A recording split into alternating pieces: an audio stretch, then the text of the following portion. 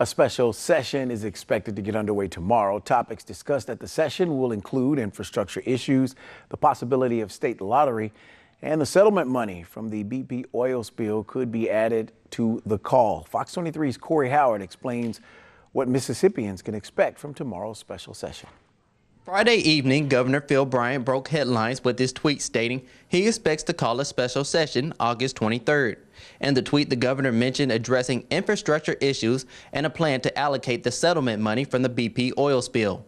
Governor Bryant and Lieutenant Governor Tate Reeves both made statements saying they believe a bulk of the money should go to the coast. And the argument from the Gulf Coast legislators is that since they had to deal with the bulk of the damage from the oil spill on the Gulf Coast, that they ought to receive the bulk of the spending from the statewide settlement. What I'm hearing right now is that the coast 3 to 6 counties would get 75%.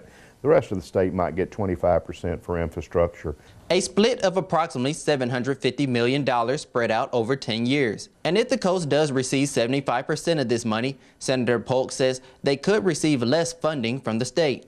So if we end up giving the bulk of the money to the Gulf Coast, then I think that the Gulf Coast should be aware that they may not get as much of the state pie as they used to.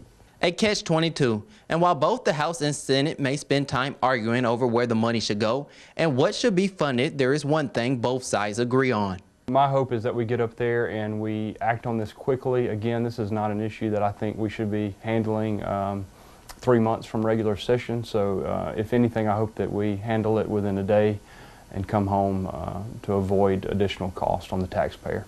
Corey Howard, Fox 23 News. No projected time span on how long the special session could last, but each day could tax nearly $40,000.